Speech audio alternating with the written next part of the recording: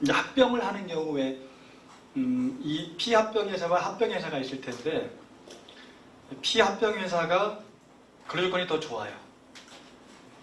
그러니까 합병회사가 근로조건이 더 좋을 수도 있고 피합병회사가 더 좋을 수 있는데 근데 이제 그러면 이 피합병회사의 근로조건을 낮출 수 있냐? 이것도 낮추려면 뭐 어떤 절차를 거쳐야 돼요? 당연하게 집단적 동의 절차를 거치면 가능하겠지만 안 하겠죠. 안 하면 그 회사는 법적으로는 한 개 회사지만 근로조건은 두 개가 존재하는 거예요. 즉 A 회사가 있고 B 회사가 있었기 때문에 A라는 근로조건과 B라는 근로조건이 다른 겁니다. 그거는 그렇게 갈 수밖에 없어요. 합병은 왜 이 포괄승계이기 때문에 특별한 사유에 있는 근로조건 그대로 가고 근속 그대로 가고 우리가 통째로 넘어가는 거거든요. 그러면 이제 이 피합병회사가 근로조건이 좋으면 그 피합병회사에 있던 근로자들은 그 좋은 근로조건을 그대로 가는 거고요. 그 다음에 그 합병회사 근로자들은 낮은 근로조건을 그대로 가는 거거든요. 그러면 이제 무슨 문제가 생기겠죠? 이 합병회사가 아니 우리도 피합병회사만큼 올려줘라 이렇게 주장을 당연히 하겠죠. 그러니까 회사할 수 있는 방법은 그렇게 해주거나 아니면 거꾸로 이제 피합병회사의 근로조건을 합병회사 걸로 맞추거나 이렇게 두 가지 방법이잖아요. 어떤 것이든 아마 쉽지 않은 그런 부분들이니까 그러면 이제 만약에 낮추려고 하면 동의가 필요한 거예요. 이때 동의는 전체가 아닌 그 피합병회사에 있던 사람들의 과반수를 중심으로 하는 거예요. 왜냐하면 전체 동의를 하면 합병회사 근로자들은 당연히 동의를 하죠. 그렇죠? 그러면 그거는 형평이 안 맞는 거잖아요. 그래서 그때는 집단적 의사결정법의 과반수라 하더라도 피합병회사의 근로자를 중심으로 보는 거고요. 그 근로관계 이전이라고 하는 부분들, 이전이라는 부분도 다양한 방식이 있습니다. 영업양도 방식, 합병 방식, 분리분할 방식 등등이 있는데 원칙은 다 그냥 포괄승계입니다. 원칙은. 특히 이제 많이 문제가 됐던 게 왜 매매계약을 체결하는 경우가 많잖아요. 합병을 안 하고. 합병은 통째로 넘어가니까 그거는 근로조건이 변동이 없어요. 근데 매매계약은 상법상의 영업양도일 수 있고 민법상의 매매계약일 수도 있다는 거죠. 그럴 때는 근로관계가 승계될 거냐 말 거냐라는 논쟁들이 되게 많이 붙었는데 판례는 일단은 원칙적으로 승계된다고 보고 있습니다. 원칙적으로 승계된다는 것은 아까 포괄 승계와 마찬가지로 근로조건이 그대로 간다는 얘기를 전제조건을 합니다. 왜 근로자보호를 위해서 이렇게 해석할 수밖에 없으니까. 그게 근로관계 이전에 관련된 부분에서 이슈가 될 수 있는 부분들이니까 참고를 하시기 바랍니다. 이제 근로시간과 휴일휴가에 관련된 부분들을 보도록 하겠습니다. 여기서는 이제 법 개정 부분까지 같이 다룰 텐데 이미 300인 이상 사업장은 법 개정을 시행하고 있어서 조금 식상할 수도 있지만 그래도 작은 사업장에 있는 분들을 감안해서 그냥 같이 들어봐 주시기 바랍니다. 자, 사전 진단 퀴즈. 노사 간에 합의하는 경우 사업장에서 자체적으로 정하는 소정 근로시간은 법정 근로시간을 초과할 수 있다. 이건 틀렸죠. 노사 간에 합의하더라도 소정 근로시간은 법정 근로시간의 범위 내에서 당사자 간에 정하는 겁니다. 문제 2번에 근로기준법상의 야간 근로는 오후 10시부터 다음날 6시까지를 의미한다. 이건 맞겠죠. 야간 근로는 50%의 할증임금 또는 가산임금이 붙는 겁니다. 문제 3번에 당사자 간에 합의하는 경우에 일주 12시간을 초과해서 연장 근로를 할 수 있다. 이건 틀렸죠. 합의하더라도 12시간이 한계입니다. 합의하더라도 12시간이 한계.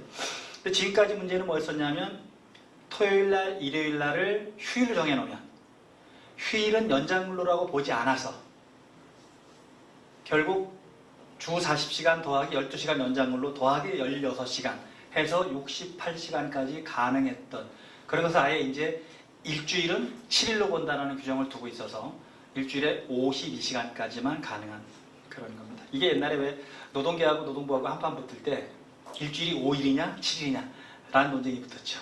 노동계는 7일이라고 얘기를 했고 노동부는 5일이라고. 왜? 실제 일하는 날짜만 일주일이라고 해요. 논리적으로 뭔가 안 맞는 것 같아요. 그러니까 할 수 없이 일주일을 7일도 못 박았습니다. 창피한 얘기지만 왜냐하면 노동부가 53년도 입법한 이후에 계속 그렇게 해석을 해왔거든요. 휴일 근로는 연장 근로가 아니다 이렇게 해석을 해왔죠. 그게 이번에 이 법 개정한 데까지 영향을 미친 거예요. 휴일날 근무하더라도 휴일 근로상 50%만 지급하면 되고 대신 8시간 넘는 것만 100% 이렇게 입법을 했잖아요. 그게 결국 몇십 년 동안 그렇게 해왔기 때문에 반행으로 굳어진 걸 입법한 거라고 이렇게 보시면 되겠죠. 4번에 첫 해에 만근하는 경우 연차일과는 최대 26개가 발생한다. 이건 맞겠죠. 자, 만근을 안 하고 만근을 한 달도 안 했다 그러면 15개예요. 하나도 발생 안 했으니까. 근데 일단 입사한 때로부터 12개월 동안 11개가 발생했잖아요. 만근했다고 치면. 그 다음에 다시 12개월이 딱 1년이 딱 되는 순간에 15개가 또 발생하잖아요. 그러니까 26개가 될 수밖에 없죠. 첫 해만 해당되는 겁니다. 이것도 법 개정 이후에 입사한 사람만 해당되는 거고 그 전에 입사한 사람은 해당되지 않는 그런 규정이 되겠죠. 그 다음에 5번에 1년에 80% 미만 출근하는 경우 연차일과를 부여하지 않아도 된다. 이건 맞는 것이 되기도 하고 틀린 것이 되기도 하는데 당연히 연차일과 15개 발생하진 않아요. 근데 만약에 이 사람이 개근한 개월수가 있다면, 그쵸? 만근한 개월수가 있다면 개월수만큼 발생하거든요. 그것 때문에 이제 우리가 틀렸다고 볼 수가 있겠죠. 예를 들면 어떤 근로자가 결근이 좀 많아서 80%가 안 됐어요. 그럼 옛날에는 하나도 우리가 발생하지 않았었잖아요. 그죠? 근데 이제 바뀐 법에 의하면 만근한 개월수를 따져서 그걸 발생시켜 주거든요. 이 사람이 한 5개월은 만근했다 그러면 5개는 발생하는 겁니다. 가산휴가는 발생하지 않아요. 가산휴가는 일단 8알이 넘은 경우에만 가산휴가는 왜 2년에 하나씩 늘어나서 최대 25개까지 가는 거잖아요. 이 가산휴가 관련된 부분들은 늘어나지 않고 그냥 만근한 개월수만큼만 발생하는 걸로 일단 이해를 하시면 되겠습니다. 연차휴가가 상당히 좀 복잡하기도 하고 어렵기도 하고 저도 계산하다 보면 잘 틀린 경우가 많이 나타나요. 숫자 이렇게 잘 맞추지 못해서 또 한두 개 차이가 날 수도 있단 말이죠. 그죠? 주장하는 거에 따라서. 그래서 한번 실제적으로 여러분들은 현장에서 연차 대장을 가지고 두 가지를 다 해야 됩니다.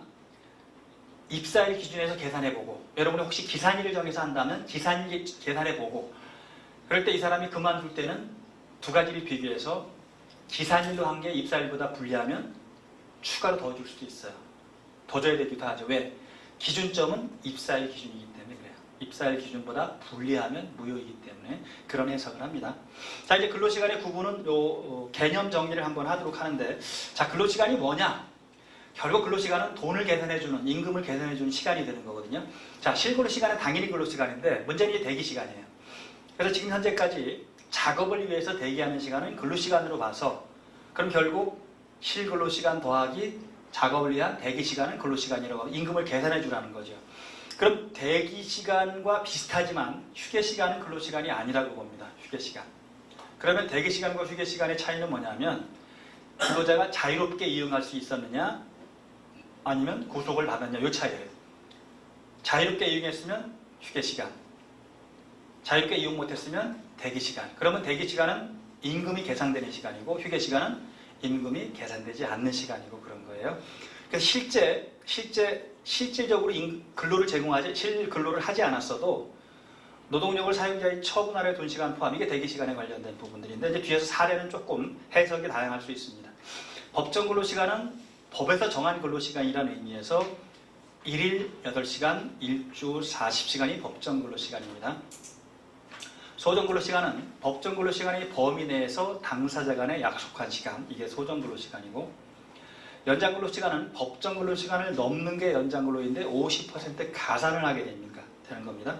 근데 이제 거기 중간에 있는 게 소정 근로시간과 법정 근로시간 사이에 법내 연장 근로, 이 법내 동그라미 치세요. 법정 근로시간이 이제 40시간이라고 할 때 법내 연장 근로는 자기가 소정 근로 시간이 정해진 게 만약에 한 30시간이에요. 그런데 한 3시간을 연장할 수 있겠죠. 그죠? 그럼 33시간밖에 안 된 거잖아요. 그럼 연장이라고 하지만 법 내니까 연장 수당을 줘야 되는지 말아야 되는지 문제가 생겼었죠. 그래서 입법적으로 이거는 해결해 버렸습니다. 소정 근로 시간을 넘는 건 연장 근로로 봐줘라. 특히 단시간 근로자에 해당되는 거예요. 단시간 근로자에. 근데 이때 단시간 근로자는 통상 근로자에 비해서 소정 근로 시간이 짧은 사람이기 때문에 예컨대 어느 사업장은 이럴 수 있는 거예요. 지금 실제로 하고 있는데 모든 근로자가 다 35시간 근무해요. 모든 근로자가. 자, 그러면 5시간 우리가 연장 근로를 했다고 칩시다. 그럼 이 5시간이 연장 근로로 봐서 할증 임금을 줘야 될 건지 아니면 법내이기 때문에 법정 근로시간을 넘지 않았기 때문에 안 줘도 되는 건지라는 논쟁이 생길 수 있죠. 다른 근로자는 40시간인데 몇몇 또는 일부 부서만 35시간이면 비교 대상이 돼서 그죠? 이게 연장 근로가 되는데 모든 사람이 35시간이면 이게 비교 대상이 없잖아요. 그죠? 통상 근로자가 35시간이 되는 거죠. 그러면 40시간까지는 연장 수당을 안 줘도 된다고 해석이 가능한 거죠. 이거 구분해서 보시기 바랍니다. 일반 근로자들이 40시간인데 그보다 짧은 사람이 법 내에 연장 근로할 때 이건 연장 근로로 보는 거예요. 단시간 근로자 보호법에 의해서. 근데 모든 사람이 35시간이면 이 사람들이 단시간 근로자 아니거든요. 그렇죠. 그게 통상 근로자예요.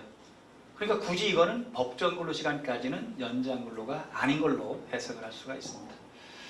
그 다음에 이 소정 근로 시간이 짧은 근로자들을 연장 근로 시키려면 당사자의 동의가 필요해요. 당연히 연장 수당 지급 의무가 있는 거고. 그 다음에 휴일 근로는 근로 제공 의무가 없는 휴일날 근무하는 경우인데 이것도 50% 가산입니다.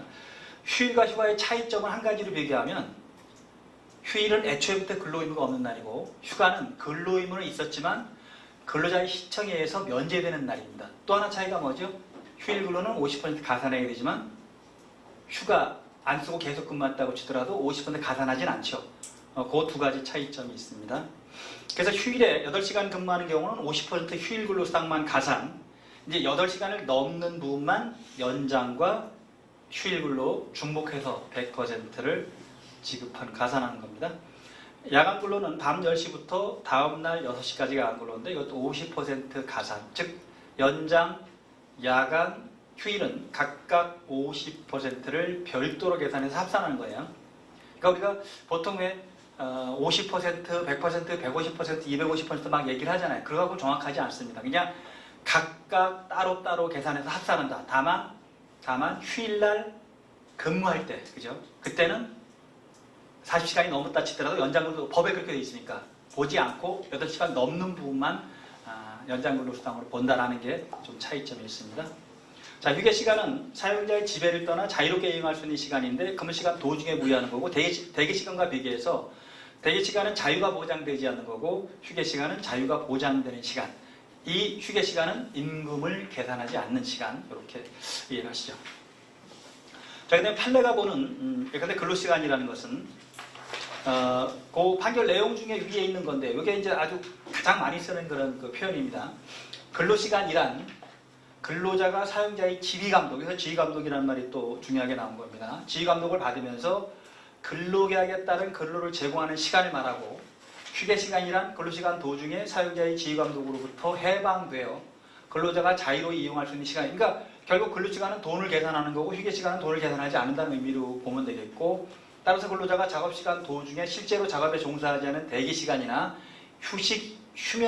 수면시간이라 하더라도 근로자에게 자유로운 이용이 보장된 것이 아니라 실질적으로 사용자의 지휘감독을 받고 있는 시간이라면 근로시간에 포함돼서 임금을 지급해야 된다. 근데 이 근로시간인지 아닌지 여부는 구체적인 사안에 따라 하나하나 판단해 봐야 된다.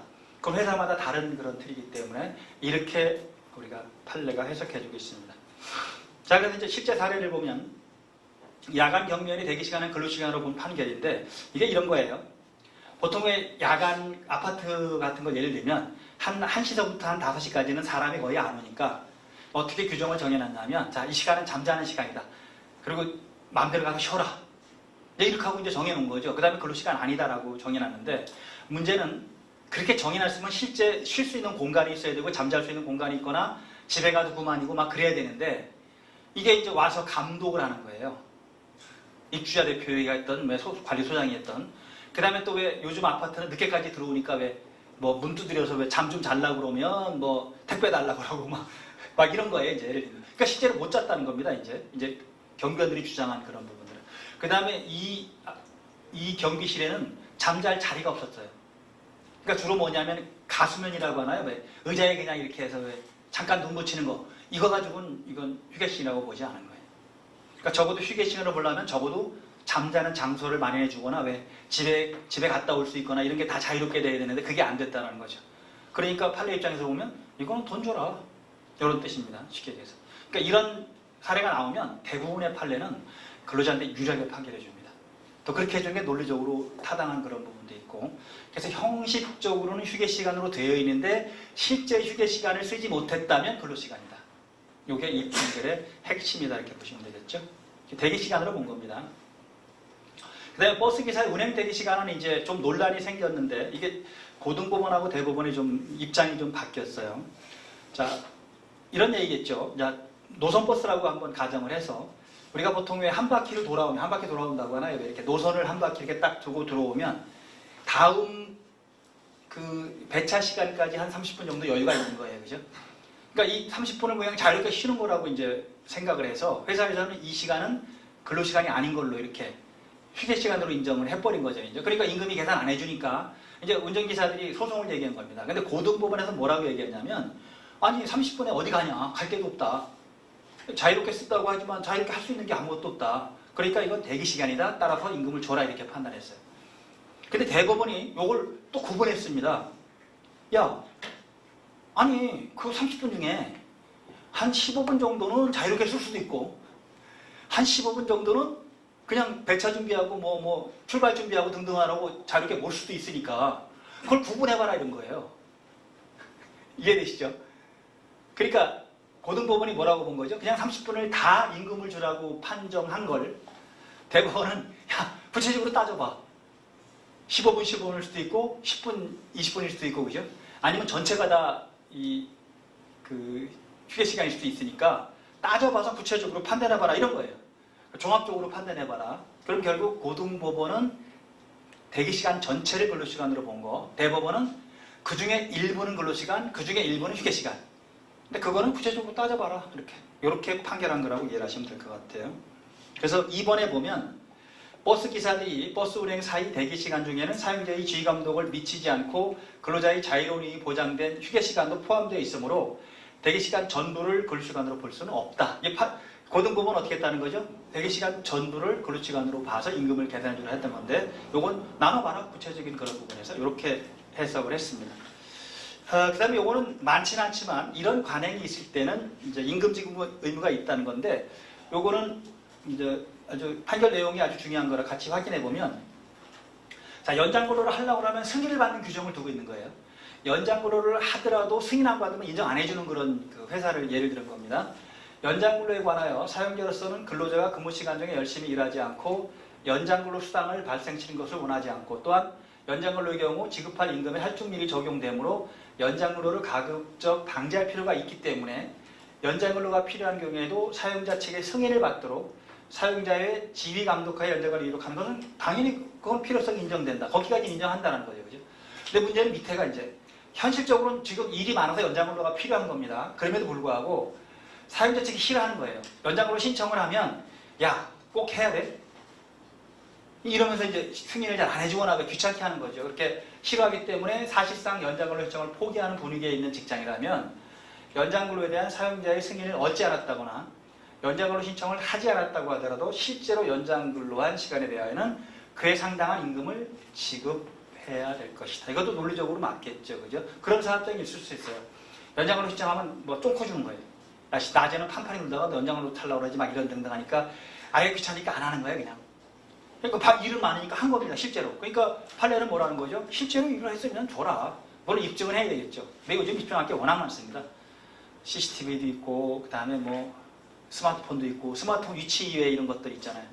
그 다음에 어떤 앱도 제가 봤냐면 돈 내놔라는 앱이 있더라고요.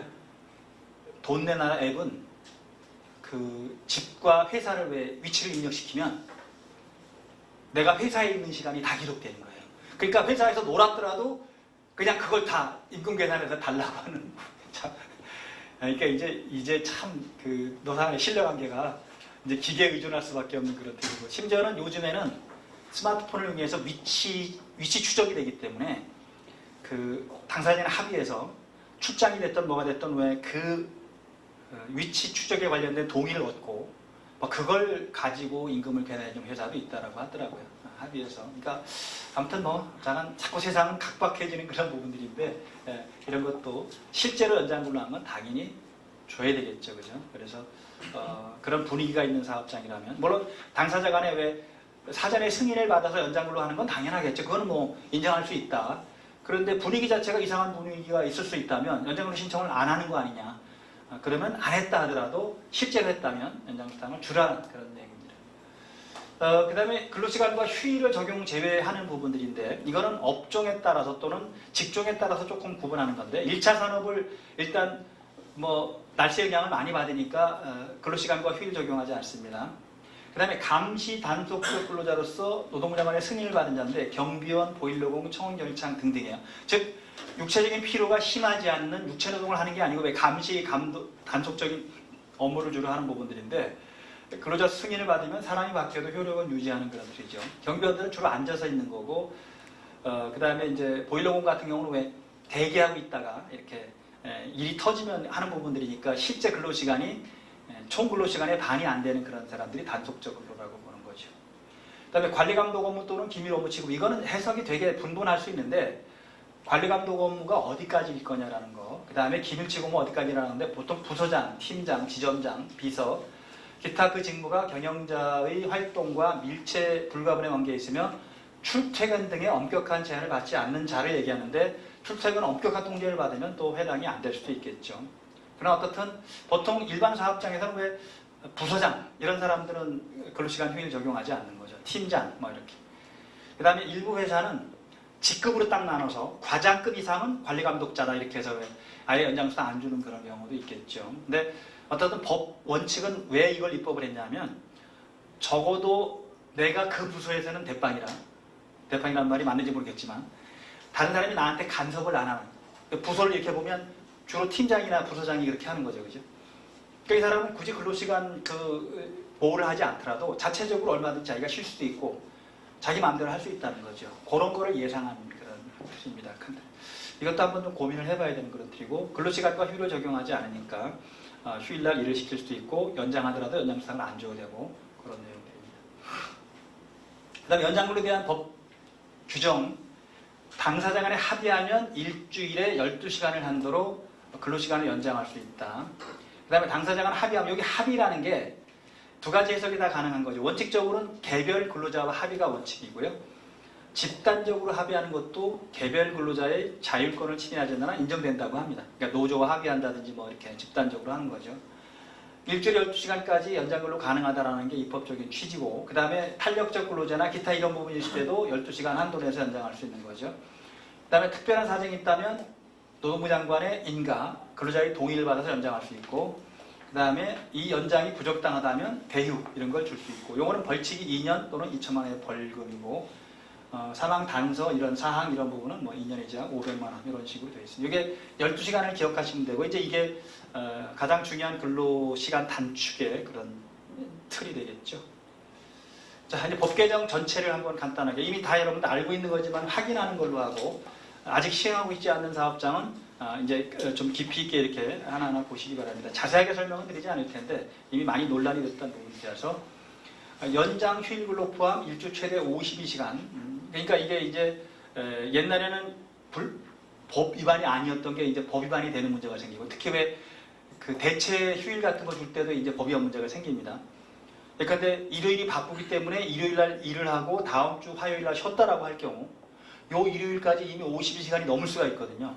그러면 대체 휴일을 못 쓴다는 결과가 나올 수 있는 거죠. 총 근로시간을 봐야 되는 거니까 이미 연장 근로를 12시간 정도 했으면 하나도 못 쓰는 거예요. 대체 휴일을 하나도 못 하는 거죠. 옛날에 가능했었지만 그런 부분이고 30만 사업장은 특별 연장 근로인데 근로자대표 서면하듯이 8시간. 이건 2021년 7월부터인가 해당되는 그런 부분들이죠.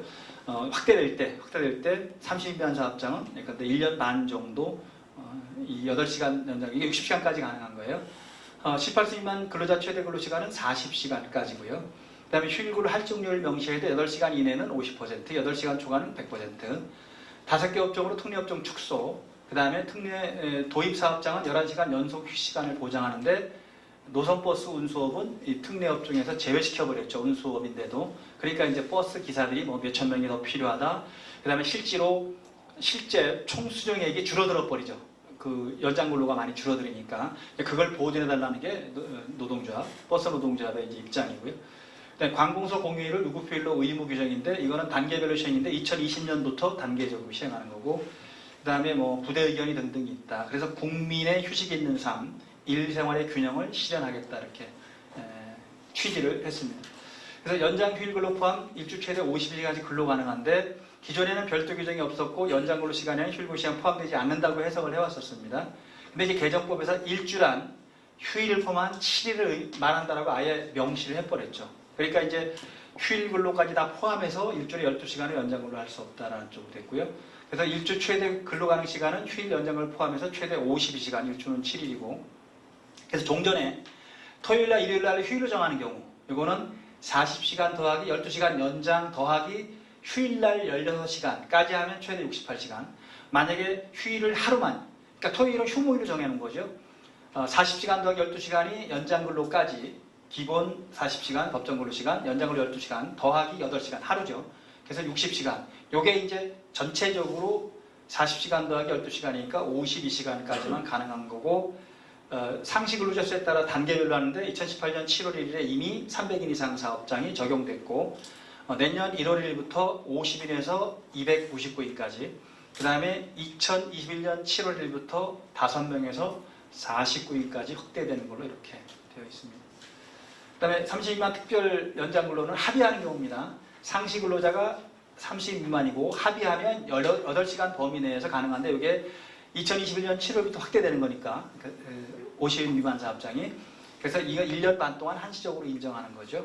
요건은 근로자 대표와 서면 합의를 해야 되고 합의할 사항은 사유 및 기간, 대상 근로자의 범위 이렇게 그 다음에 18세 미만 연소자는 적용되지 않는 걸로 이렇게 하고 있습니다. 그 다음에 최대 근로시간 18세 미만자는 그냥 일주 35시간을 기준으로 하고 7시간 곱하기 5일이 되는 거죠. 그 다음에 하루 1시간씩 해서 하더라도 최대 5시간만 연장할 수 있으니까 40시간까지 근무할 수 있도록 정리해 놓은 겁니다. 그래서 40시간은 35시간 더하기 5시간. 휴일근로 할증률은 유급휴일 8시간 근무할 경우 8시간 이내 휴일에 해당해서 50%만 가산하도록 그렇게 지금까지 쭉 본 거를 이제 확인하는 그런 과정들입니다. 그래서 휴일근로 할증률을 명시하는데 기존에는 휴일 1일 근로시간 근로시 휴일상 50 이게 노동부의 해석이 있었습니다. 8시간 초과시 100% 이걸 입법으로 한 거예요. 그래서 개정법에서는 휴일에 대해서는 다음과 그의 기준에 따른 금액을 가산하여 근로자에 지급하는데 8시간 이내의 휴일 근로는 통상임금의 100분의 50, 즉 휴일 근로 수당만 8시간을 초과한 부분에 대해서는 중복, 휴일 근로 수당과 연장 근로 수당을 중복해서 지급하는 걸로 이렇게 입법을 했고 대법원 전화문제 판결도 이걸 그대로의 판결문에 담았죠. 특례업종이 26개 직종에서 5개 직종으로 예컨대 아까 버스, 도매업, 뭐 영화, 청소업 이런 게 다 특례업종이 있었거든요. 특례업종은 당사자가 합의하면 무한대로 일을 해도 일주일에 100시간을 근무해도 법 위반이 안 있었어요.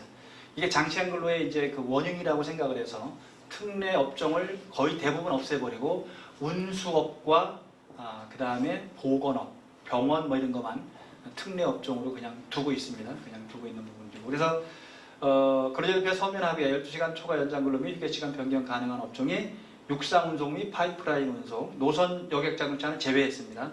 수상운송, 항공운송업, 기타 운송 관련 서비스업, 보건업 이렇게 대신 11시간 연속적인 휴식 시간을 보장하도록 해놓고 있죠. 그 다음에 이 내용들은 뭐 쭉 아시는 내용이니까 넘어가도록 하고요. 그 다음에 연속 휴식도 아까 설명드렸고요. 네, 관공서 공휴일은 관공서 공휴일이라는 규정은 관공서가 쉬는 날에 이게 법에 있는 게 아니고 대통령 규정에 있는 겁니다. 관공서가 쉬는 날인데 일반 사업장은 관공서가 아니거든요. 그러니까 빨간 글씨가 일반 사업장에서는 휴일이 안 있었어요. 지금까지는. 근데 여러분 사업장은 자체적으로 단체계약 취업 규칙에 의해서 휴일을 정해놓고 있으니까 휴일이 된 거죠. 약정 휴일이었었죠. 이제 법정 휴일로 바뀌는 거죠. 약정 휴일은 당사자 간에 반납 포기도 가능하고 없애는 것도 가능하고 안 놀아도 되는데 법정 휴일은 강제적으로 놓는 거죠. 다만 이제 관공서 공휴일 규정 중에서 일요일은 적용하지 않습니다. 왜냐하면 우리는 주휴라는 게 별도로 있기 때문에 꼭 일요일만 휴일이 아니거든요. 일주일에 평균 1회 이상만 주면 되는 그런 부분이니까. 그래서 사용자는 근로자에게 대통령으로 정하는 휴일을 유급으로 보장해야 한다. 다만 근로자 대표의 서면으로 합의한 경우 특정한 근로일로 대체할 수. 이건 근로일을 대체하는 게 필요한 경우 근로자 대표하고 합의하면 그런 방식으로 정할 수가 있습니다. 관공서의 공휴일에 관한 규정 시행령 개정 부분들인데 이제 그냥 확인만 해보면 보통 한 15일 정도가 더 늘어나는 거예요. 공휴일은 국경일 중 3.1절, 광복절, 개천절, 한글날인데 제헌절은 제외됩니다. 제헌절은 국경일이지만 공휴일은 아닌 거죠. 이게 조금 헷갈려서 아마 입법적으로는 제헌절도 그냥 공휴일로 넣는 게 어떤가라는 생각인데 옛날에는 노는 날이 많으면 사업주가 막 반대를 했는데요. 요즘은 노는 날이 많으면 경제가 잘 돌아간다고 사업주들이 이제 이게 이론이 확 바뀌어버렸어요. 얘네는 노는 날이 너무 많다고 막 난리 죽였는데 요즘은 중간에 하루씩 대체 휴무제를 대체 휴일을 더 하자라고 막 사업자들이 주장을 하는데 근데 그거는 그냥 서비스업이고 실질적으로 제조업은 노는 날이 많으면 그건 너무 힘든 거예요. 그러니까 어떤 때는 빨간 것이 다 놀아버리면 한 10며칠밖에 일을 안 하는 경우도 있는데 사장 월급은 놔줘야 되거든요.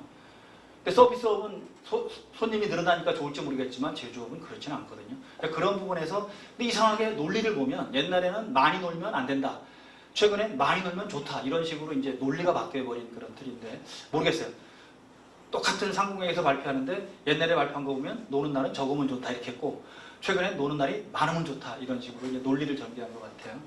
그다음에 신정, 설, 추석, 신정은 하루지만 설, 추석 연휴는 3일이죠. 물론 대체휴일 있으면 더 늘어나지만 석가탄신일, 크리스마스, 어린이날, 현충일, 공직선거법상 선거일인데 이거는 왜 임기 만료 선거일이에요. 기타 수시로 그래서 이거 임시공휴일이 정해지고 있잖아요. 중간중간에 1년에 한 번 정도 왜 샌드위치 데이 같은 거 하루 더 놀잖아요. 그런 게 이런 내용들입니다. 그다음 대체 공휴일은 설, 추석 연휴 및 어린이날이 일요일 또는 다른 공휴일과 겹치는 경우 다음 공휴일, 비공휴일을 공휴일로 이번에도 하루 우리가 더 놀았었죠. 그죠? 그런 게 요 내용들입니다. 그 다음에 이거는 2020년부터 2022년까지 이제 확대 적용되는데 2020년 1월부터 300인 이상 2021년 1월부터 30인 이상 2022년 1월부터 5명 이상 이렇게 인원수에 따라서 확대 범위가 달라진다 이렇게 보시면 되겠죠. 그 다음에 휴일 대체를 할 때 근로자 대표하고 서면 합의하고 교체할 다른 날을 특정하여 일부일로 구해야 하고 개별 근로자의 동의를 요하지는 않습니다. 근데 근로자들하고 좀 사전에 협의하면 좋겠죠. 근로자 대표와 서면 합의가 있어야 되고 교체 그러니까 일요일날 일하는 대신에 다음 주 수요일날 놀자 이런 방식 가능한 겁니다. 꼭 다음 주가 아니라도 왜 어떻든 가까운 시일 내에 놀면 되는 부분이니까 적어도 24시간 전에 통보해서 해야 되는 거고 여기서 근로자 대표는 아까 우리가 출퇴직 변경과 마찬가지로 해서 과반수를 조일 때 노동자가 있는 경우에는 그 노동자 없다면 근로자 과반수를 대표하는 자를 뽑아야 되겠죠. 그죠? 이 부분에선 휴일 대체 근로는 휴일 근로 가산수당의 지급 의무가 당연히 없겠죠. 다만 변경된 대체휴일에 불가피하게 근로하면 이거는 휴일 근로수당을 해야 되죠. 그런데 일요일날 바빠서 일하는 대신에 수요일날 놀자고 했는데 수요일도 바빠서 또 일했다. 그럼 수요일은 휴일이기 때문에 휴일 수당을 지급해야 되겠죠. 그 다음에 휴일 대체를 하는 경우 원래의 휴일은 통상의 근로일이 되고 그날의 근로는 휴일 근로가 아닌 통상의 근로가 되므로 휴일 근로 가산수당 지급되지 않는다. 대신 바뀐 휴일에 근무하면 당연히 휴일 수당 지급하는 그런 걸로 이해를 하시죠. 자 이제 근로시간을 우리가 타이트하게 운영하다 보니까 특히 어떤 문제가 생기냐면 우린 지금 월 단위 근로시간 제도는 없어요. 월 소정 근로시간 계산을 위한 게 209시간으로 나와 있지만 우린 지금 1주 1일 8시간 1주 4시간만 기준으로 하고 연장으로도 1주 12시간이라는 기준만 두고 있거든요. 근데 이제 기업체마다 좀 달라서 어떤 때는 되게 바쁘고 어떤 때는 좀 한가하고 그럴 때 제가 이걸 타이트하게 이렇게 우리 운영하다 보니까 법유화 문제가 생길 수 있는 거예요. 왜 52시간 넘는 주도 있을 수 있는데 그럼 이걸 피해 나가려면 할 수 없이 유연근무제도를 도입할 수밖에 없는 거죠. 특히 탄력적 근로제나 이런 걸 도입하면 결국 유연하게 쓸 수 있는 부분들인데 그래서 주로 이제 많이 쓰는 게 탄력적 근로시간은 주로 제조업체에 많이 쓰는 겁니다. 그래서 2주 다니면 최대 60시간 그 다음에 3개월 다니면 64시간까지 근무시킬 수 있다. 이게 52시간 더하기 12시간 연장이라는 얘기예요. 요거는 48시간 더하기 12시간 연장이 왜 당사자간 합의하면 12시간 연장이 가능한 거예요. 여기서 연장이라는 거는 연장근로수당이 계산된다는 의미 그냥 연장이 계산 안 되는 거는 그 당사자간이 합의한 그런 시간이 되는 겁니다. 그 다음에 선택적 근로제는 주로 이제 자유롭게 근무하는 사람들 할 텐데 출근과 퇴근 시간을 근로자가 알아서 선택하게 하는 경우 그건 자기가 알아서 출퇴근하는 거예요. 하루에 몇 시간 근무할지도 알아서 하는 겁니다. 일주일에 몇 시간 근데 평균 40시간만 맞추면 되는 거예요. 자 이번 주에 60시간 근무했으니까 다음 주엔 20시간만 근무한다. 이런 방식이 되겠죠. 그죠? 그럼 이번 주에 60시간 근무하는 것도 본인이 알아서 한 거기 때문에 굳이 법에서 간섭하지 않는 거예요. 뭐만 하는 거죠? 평균 40시간만 맞추면 되는 거예요. 예컨대 4주라고 우리가 기준을 잡으면 인계월 이내에 다시 정할 수 있으니까 4주면 160시간이잖아요. 그러니까 당사자 간에 160시간만 정해줍니다. 그 다음에 이 사람이 알아서 오늘 며칠 근무할지, 이번 주에 몇 시간 근무할지를 왜 정하는 거예요. 그죠? 그래 놓고 4주 평균 내보니까 그냥 160시간 총 근무했더라. 그러면 연장근로가 아닌 거죠. 근데 그걸 넘어가면 연장근로가 될 거냐 안 될 거냐라는 게 규정에 이제 우리가 삽입을 잘 해야 되겠죠. 그 다음에 사업장박 근로나 간주근로제 뭐 이런 부분들은 바깥에 근무하니까 근무 시간을 통제하기가 어려운 거예요. 그러니까 딱 우리는 8시간 근무한 것으로 보자. 이게 원칙이에요. 바깥에 근무하면 그냥 8시간 근무한 것으로 보는 거예요. 근데 어떤 일은 도저히 8시간 만에 그 일을 끝내기 어렵다라고 하면 당사자 간에 합의한 시간을 근로시간으로 보는 거예요. 자, 이건 10시간으로 인정해주자라고 합의하면 10시간인 거예요. 이 사람이 2시간 근무했던 8시간 근무했던 딸이 따지지 않고 그냥 합의한 시간 근무한 것으로 보는 거죠. 그걸 합의하지 않으면 8시간 근무한 것으로 보는 거고요. 그 다음에 재량 근로시간은 업무의 성질에 따라서 근로자한테 재량을 주는 건데 주로 연구개발직, 뭐 프로그래머 이런 등등이에요.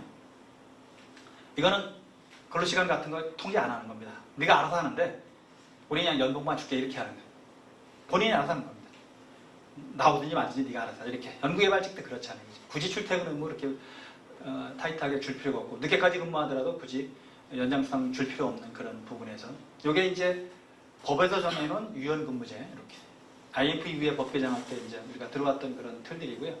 뭐 이 중에서 요건 주로 생산직이나 이런 데 쓰는 거고요. 요거는 이제 좀 자유롭게 일하는 사무직이나 이런 데도 쓸 수 있겠죠.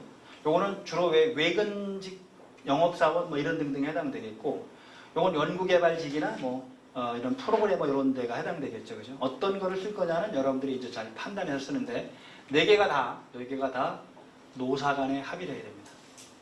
회사가 일방적으로 할 수 있는 것은 유일하게 요 2주 단위의 탄력직 근로제인데, 취업규칙 등을 변경하면서 예컨대 일방적으로 할 수 있어요. 근데 혹시라도 불이익 변경이 되잖아요. 그럼 또 동의를 받아야 되니까 결론은 같아요. 그래서 이 유연근로제를 도입할 때는 그 동의가 필요하니까 회사가 일방적으로 할 수는 없어서 설득해내는 게 되게 필요한 그런 틀이 되겠죠. 이게 지금 3개월까지인데 지금 사용자 단체가 1년까지로 이제 늘려달라고 주장했던 것을 지금 노사정위원회에서는 6개월로 지금 합의가 된 거죠. 그러니까 6개월로 아마 하는 것은 뭐 그냥 사회적인 어떤 공감대가 형성된 것 같으니까 뭐 그쪽으로 가지 않을까라는 생각을 하고 있습니다. 자, 그 다음에 연장 근로시간 유관료를 판단하는 일주는 어떻든 7일입니다. 7일 이렇게. 그래서 월요일부터 일요일까지 이렇게 되는 부분들이죠. 근데 만약에 이렇게 해서 이렇게 묶으면 법위반 문제가 생기죠. 그렇죠? 그러니까 어떻든 한번 정해놓으면 그대로 지켜야 되는 문제가 생기는 거죠. 여기서 이미 2시간, 8시간을 했기 때문에 50시간이 된 거거든요. 12시간 연장했잖아요. 그러니까 이 휴일날 대체가 안 되는 거예요. 여기 1시간이라도 하면 이미 53시간 뭐 이렇게 되는 부분들이니까. 그래서 일단 큰 틀에서 일주일은 7일을 의미한다. 그 다음에 7일은 자체적으로 정하는 거예요. 자체적으로. 근데 임의적으로 날짜 잡아서 이렇게 할 수는 없다. 한번 정해놓으면 그대로 간다라고 보시면 되겠죠. 그 다음에 주중 명절 3일 동안 매일 8시간씩 휴일근로를 하였다면 이 3일의 휴일근로도 연장, 이거는 포함되지 않겠죠. 그죠? 기본적으로 실근로시간은 8시간이라는 겁니다. 다만 임금을 계산할 때는 휴일이니까 뭘 주는 거죠? 별도로 휴일수당을 주고 그 다음에 할증인까지 줘야 되겠죠. 임금을 계산할 때는 당연히 더 주는 거지만 실근로시간을 중심으로 합니다. 이 근로시간 위반 여부를 딸 때는 실근로시간, 임금을 계산한 시간이 아니고 실근로시간을 중심으로 하니까 8시간까지밖에 안 한 거거든요. 그러니까 이거는 40시간밖에 안 됩니다. 큰 틀에서. 물론 돈은 당연히 휴일이니까 이 일한 거 말고 150%를 추가로 더 줘야 되겠죠. 3일에 대해서는. 휴일 근로수당, 그 다음에 가산임금. 본인이 일한 건 당연히 포함됐다고 이렇게 보시면 될 것 같고요. 그 다음에 토요일이 무급휴무일인 사업장에서 화요일, 금요일 날 8시간과 토요일 8시간 근로한 경우 토요일 근무가 연장 근로에 해당되는지라는 부분들인데, 자, 8시간 했어요. 자, 요걸로 보통 끝나면 되는데 토요일 날 8시간을 근무했어요. 근데 실 근로시간을 따지면 40시간밖에 안 되니까 연장 근로가 하나도 없는 거죠. 휴무 이렇게 한 거고요. 그 그 다음에 월, 금요일 40시간을 채우고 토요일에 근로한 경우인데, 자, 40시간 채웠어요. 토요일 8시간 근무했으니까 이미 40시간 넘은 8시간은 하루 8시간 안 넘었지만 연장 근로가 되는 거죠. 8시간도 연장 근로수당을 지급하는 겁니다. 다음 사례는 하루 15시간씩 일주일에 3일 근무해서 일주 근로시간이 45시간이므로 주 52시간을 초과하지 않았는데 근로시간 위반. 이거는 위반이에요. 왜냐하면 8시간 넘는 게 연장 근로이기 때문에, 그죠? 그럼 7시간, 7시간, 7시간, 21시간이 연장 근로가 되는 거죠. 총 근로시간은 45시간밖에 안 돼서 52시간이 안 넘지만 연장 근로는 8시간 넘는 게 연장 근로이다 보니까 3, 7에 21, 21시간이 연장 근로가 되니까 12시간을 초과했죠, 그죠? 총 근로시간은 초과하지 않았어도 연장 근로 12시간을 초과했다. 이렇게 이제 해석을 하는 겁니다. 그 다음에 월 금요일에 10시간을 연장 근로한 후 일요일에 휴일 근로를 8시간 했다면 연장 근로 위반은 이것도 위반이 될 수 있겠죠. 자, 2시간, 5시간 연장 근로 했어요. 그죠? 아니다. 10시간이네. 그죠? 10시간 했으니까 8시간 휴일까지 포함하니까 이 8시간까지 일단 휴일 근로로 연장 근로로 봐야 되겠죠. 여기 40시간 이미 넘은 거라. 그러면 10시간, 8시간, 18시간이 연장 근로가 되는 거죠. 그러면 법 위반 문제가 될 수가 있습니다. 이렇게. 그래서 옛날하고 좀 다른 부분이에요. 옛날엔 휴일 근로가 안 들어갔기 때문에 연장 근로 그 12시간 위반 여부가 별로 그냥 월요일부터 금요일까지만 12시간 안 넘으면 됐었는데 이제는 일요일까지 포함해서 해야 되니까 토요일, 일요일 날 근무 일정 짤 때 되게 조심을 해야 됩니다. 그 다음에 이제 월요일, 금요일 날 12시간 연장 근로한 후 일요일에 휴일 대체 근로를 하였다. 이것도 문제가 된 거예요. 아까 설명드렸지만 자, 2시간씩 연장 근로해서 3시간 연장 근로 하니까 이미 12시간이 됐습니다. 그런데 이제 이 수요일 날 노는 대신에 일요일 날 일하는 걸로 했어요. 그죠? 근데 이게 평일이 돼버리기도 하고, 뭐 설령 휴일이라 하더라도 일을 했다면, 그럼 이건 8시간이 다 연장이니까 60시간이 되고, 총 근로시간은 결국 이거는 법 위반 문제가 생기는 거죠. 그래서 이제 근로시간을 짤 때 이런 내용까지 포함해서 여러분들이 잘 정리를 하시기 바랍니다. 그 다음에 일주 소정 근로시간이 1일 7시간, 주 35시간으로 규정되어 있는 사업장에서 35시간에 13시간을 추가로 근무했다면 근로시간 위반에 해당하는지라는 문제가 생기는 거죠. 그러면 7시간씩 근무하고 여기는 연장 근로가 없고 10시간 근무했는데 여기는 8시간 넘는 게 연장 근로가 되니까 2시간. 요것도 2시간, 그 다음에 8시간이죠. 그죠? 이렇게 되니까 법 위반 문제는 안 생기죠. 연장 근로 수당을 이렇게 2시간만 주면 되는데 만약에 이걸 아까 뒤집어서 일반 근로자는 40시간을 근무하는데 거기 단시간 근로자가 이렇게 근무한다면 여기는 3시간씩의 연장 근로가 되는 거예요. 지금 현재는 이 소정 근로 시간이 다 7시간이고 다 35시간이니까 문제가 안 생겼지만 다른 사람이 40시간이라고 한다면 1일 8시간 40시간 그럼 이 사람들은 요 7시간이 소정 근로 시간이고 7시간을 넘는 부분이 연장 근로가 돼버리는 거잖아요. 그죠? 그러면 당연히 3시간이 연장 근로가 되는 거죠. 그런 부분에서 비교를 해서 이해를 하시면 될 것 같습니다. 단시간 근로자의 이게 이제 그런 내용인데 단시간 근로자의 소정 근로 시간이 35시간인 경우에도 13시간을 추가로 근무해도 되는지라는 부분들이죠. 안 되죠. 이게 결국은 총 근로 시간은 48시간이면 연장 근로가 13시간이니까 12시간까지밖에 연장이 안 되잖아요. 그죠? 그럼 법 위반 문제가 생기면 아까하고 비교할 수 있겠죠. 간단하게 제가 말로 설명드린 부분을 그림으로 이렇게 나타내는 그런 부분들이니까 그 다음에 연소 근로자가 같은 장소에서 18세 이상 근로자와 동일하게 월요일, 금요일 40시간 근무하고 일요일 8시간. 이거는 어렵겠죠. 그죠? 연소 근로자는 총 근로 시간이 1일 7시간, 그 다음에 연장하더라도 1시간씩 할 수 있고 나머지는 안 되는 거죠. 그러니까 총 40시간까지만 근무해야 되는데 48시간 근무하면 역시 법 위반 문제가 생기는 그런 거죠. 그 다음에 월, 금요일까지 8시간씩 근로한 후 주일 10시간을 근로한 경우 주일 10시간분의 가산수당. 이제 이게 8시간까지는 뭐만 주면 되죠? 휴일수당만. 8시간 넘는 것만 휴일수당 플러스 연장수당. 이렇게 계산해 주는 걸 원칙으로 할 겁니다. 이게 8시간 이내의 휴일 근로는 통상임금 100분의 50. 8시간을 초과하는 2시간에 대해서만 통상임금의 100분의 100. 이거를 가산 지급하는 걸로 이렇게 이해하시면 돼요. 단시간 근로자가 월요일에서 금요일까지 6시간 근로한 후 주일 10시간을 근로한 경우 가산수당 산정 방법인데 이건 근로기준법에 따를 수밖에 없는 거고 주일 8시간에 대해서는 50%, 2시간에 대해서는 100% 가산하도록 이렇게 하고요. 단시간 근로자 똑같다 이렇게 해석을 한 겁니다. 휴일에 근로한 경우에는 그 다음에 상시 근로자 300인 이상이면서 특례에서 제외되는 업종 이게 이제 노선버스 같은 그런 부분이에요. 올해 6월 30일까지 근로시간 특례가 유지되고 7월 1일부터 이제 일반 사업장이 되는 거죠. 그래서 이제 기사를 늘려야 된다. 뭐 그다음에 실제 근로시간이 줄어드니까 임금이 줄어든다. 이런 다툼들이 벌어지는 게 요 내용들이라고 이렇게 이해하시면 되겠죠. 특례 관련된 부분에서 정리를 했고, 그다음에 특례 업종은 주된 업종을 중심으로 판단할 수밖에 없다. 이렇게. 이때 주된 업종은 근로자 수, 분야별 매출액 등을 종합적으로 고려한다. 예를 들면 일부 화물 운송업을 수행하나 근로자 분포, 매출액, 사무직 등을 고려할 때 주된 업종이 도매업이라면 근로시간 특례를 적용할 수 없다. 이렇게 해석을 해주면 주된 업종을 중심으로 하는데 이때 근로자 수, 매출액 등등을 종합적으로 볼 수밖에 없다라고 해석을 해주고 있습니다. 이건 안 되면 뭐 노동부에 물어보는 수밖에 없겠죠, 그죠? 우리가 해당되느냐 안 되느냐 하는 부분들은. 그다음에 근로시간 특례 도입 사업장은 연속해서 11시간 이상의 휴식시간을 줘야 되는데 근로관계 종료일은 어떻게 판단해야 되는지, 해당 근로일이 근로가 종료되는 다음 날까지 넘어간다 하더라도 그것까지 포함해서 하는 부분들이 되겠죠. 11시간의 연속 휴식시간을 주는 것은 의미가 있습니다. 심지어 이제 이번에 왜 탄력제 근로에 도입하면 그것도 11시간 연속 휴식시간 도록 했잖아요. 조금 더 나가면, 우리가 몇 년 더 지나면 일반 사업장에도 이 제도를 도입할 가능성이 되게 높아요.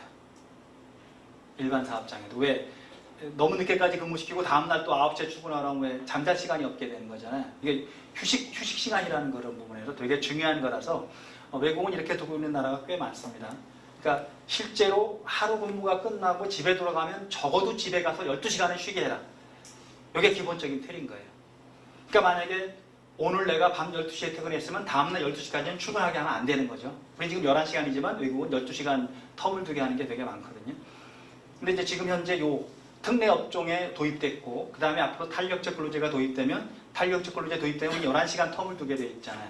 그게 일반 사업장까지 도입되면 되게 근로자 보호에서는 의미가 있는 거죠.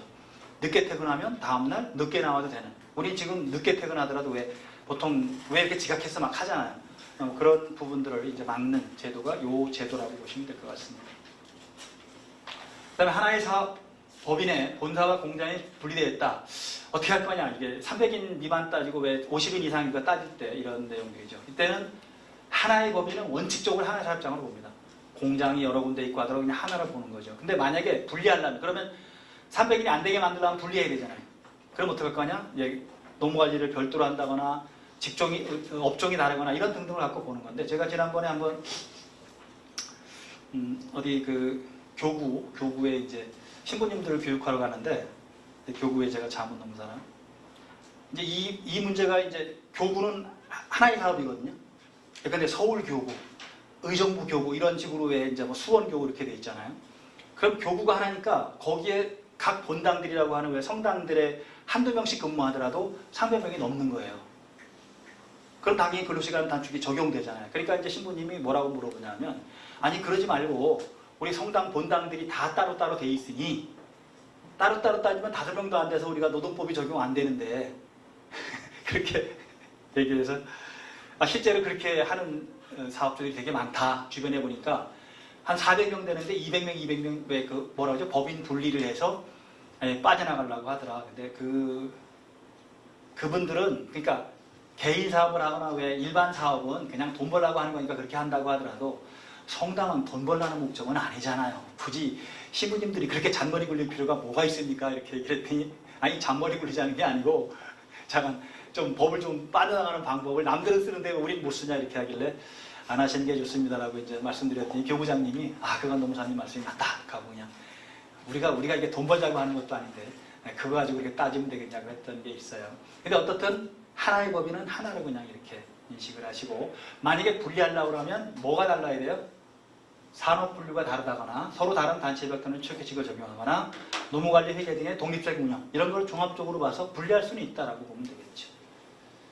그 다음에 상시근로자 수 300인, 50인, 30인, 5인 이런 거 따질 때는 그냥 한 달 기준에서 보통 따집니다.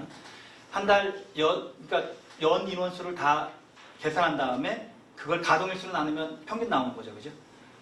평균 나오니까 그때, 그러니까 예를 들면 지금 우리가 290명이기 때문에 적용 안 하고 있는데 12월 달이 제일 중요한 거예요.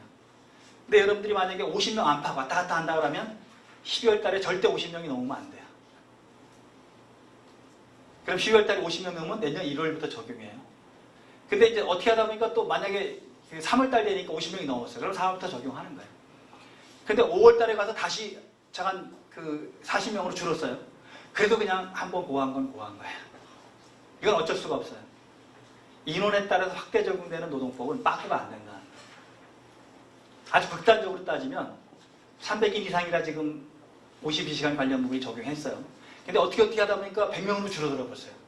그래도 그냥 그대로 간다라는 겁니다. 한 번 적용한 거. 그러니까 인원수에 따라 확대 적용하는 거는 다시 되돌리기가 어렵다는 것 때문에, 그거는 행정적으로도 어렵고 그런 것 때문에 그냥 한 번 인원수가 넘어가면 그냥 그대로 간다라고 이해하시면 되겠죠. 자, 직접 고용한 근로자뿐이 아니고 뭐 상용 이런 거 다 포함되고요. 근데 직접 고용하지 않는 하청업체 근로자는 파견 근로자는 제외하고, 근로자가 감소하여도 법적 안전성을 고려해서 일주 최대 근로시간이 52시간을 적용한다는 개념을 갖고 있습니다.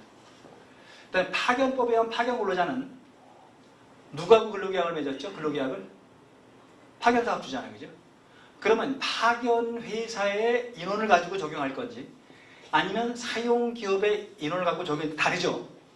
근데 이거는 근로시간은 근로기준법에 의해서 사용기업이 적용한다고 되어 있으니까 결국 사용기업의 인원수에 따라 적용 여부가 달라집니다.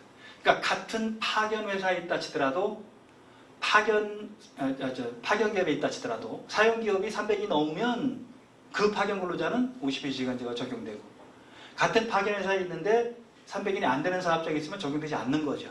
그렇게 이해하시면 될 것 같습니다. 그 다음에 그러니까 근로시간 단축하면서 퇴직금이 줄어들면 왜 대책을 세우러 간 거죠. 그죠? 중간정산 해주거나 등등등. 그게 이제 판단해 봐서, 근데 퇴직금은 가능한 한 중간정산 안 하는 게 최고입니다. 특별한 사정이 없는 한, 오래 남아있는, 그러니까 얼마 안 남은 사람들은 차이가 발생하겠지만 근로시간이 실제 근로시간이 줄어들어도 오래 가면 이제 회복되는 부분들이니까 크게 문제는 없는 그런 틀이죠. 왜 제가 퇴직금 이런 거는 가능한 한 중간정산 안 하는 게 좋으냐면, 결국 우리가 일을 하는 과정에서는 일할 때는 내가 생활비를 버는데 정년이 마치고 나면, 정년이 끝나고 나면 돈 나올 데가 없는 겁니다. 근데 국민연금이 소득 대체율이 지금 되게 작죠. 그러니까 평상시 받던 거에 한 30-40%도 제대로 못 받으니까 그럼 그거 가지고 어떻게 생활하냐는 문제가 생겨버린 거죠. 소득이 없을 때. 그러니까 할 수 없이 국민연금을 보완하는 게 퇴직연금이라는 거죠. 다시 그 위에 한층 더 싼 게 개인연금이에요. 근데 퇴직연금마저 없거나 만약에 개인연금을 안 들어놓으면 국민연금 가지고는 기초생활도 안 되는 거예요. 그러니까 지금 돈 벌 수 있을 때 연구만을 좀 시켜놔야 됩니다. 어쩔 수 없습니다. 왜냐하면 월급 받는 사람은 월급이 모든 겁니다. 그 월급이 지금 생활비기도 하고 미래 장래의 생활비기도 해요. 그러니까 할 수 없이 지금 버는 걸 미래를 위해서 저금을 해놓을 수밖에 없는. 여러분들이 사업을 한다면 좀 달라요. 사업할 때는 돈 들어올 때 한꺼번에 목돈이 들어올 수도 있는 거죠. 그죠? 물론 망할 수도 있지만. 그러니까 우리는 일하는 사람들은 망하진 않지만 일을 해서 벌 수 있을 때 노후 생활비까지를 모아놔야 되는데 그게 국민연금이 지금 너무 빈약하니까 할 수 없이 퇴직연금이 2층이고요. 개인연금이 3층인데 이 세 가지 부분들을 여러분들은 잘 고민하시기 바랍니다. 결국 나중에 국민연금하고 다 계산해 봐서 지금으로 따지면 뭐 우리가 월 한 뭐 200 몇십만 원, 300만 원 얘기를 하거든요. 근데 국민연금은 여러분들 정년까지 한다고 해도 100만 원 조금 넘을 거예요. 예를 들면. 그럼 나머지 150만 원 정도를 뭘로 커버할 건지라는 게 결국 퇴직연금인데, 지금 또 퇴직연금의 문제는 딱 하나가 더 있죠. 수익률이 제로라는 거예요. 근데 DB는 크게 문제 없어요. 나중에 왜 임금 인상 되면 임금 인상 된 만큼 그렇죠. 결국 회사가 책임져 주니까 큰 문제 없는데, DC는 매년 DC 8.33%인가요? 넣어주면 회사는 면책되는 거 아니에요? 퇴직금에 대해서는. 운용은 근로자가 하는 거니까. 근데 이게 수익률이 한 5%, 10% 이렇게 나오면 그게 문제가 안 생기는데, 우리는 안정 위주로 해서 왜 그 원리금 뭐 이렇게 보장 이런 걸로 많이 선택하니까 결국 2% 뭐. 그러니까 이거는 물가상률은 안 되는 부분이니까 이 나중에 퇴직연금 역할을 못하는 문제가 지금 생기는 게, 그렇다 하더라도 여러분 퇴직금은 찾아 쓰지 마세요. 퇴직금은 무조건 노후 생활비라고 생각을 하고 어떤 방식이든. 그 다음에 안 찾았으면 일단은 남거든요. 근데 지금 내가 투자를 잘하겠다고 찾아서 한 방에 날려버리면 아무것도 없는 문제가 생기는 그런 틀이죠. 자, 부칙은 쭉 아까 설명드린 부분을 확인하는 거니까 넘어가면 될 것 같고요. 그 다음에 이것도 그림으로 나타낸 거니까 시행 시기에 관련된 부분들 이렇게 놨습니다.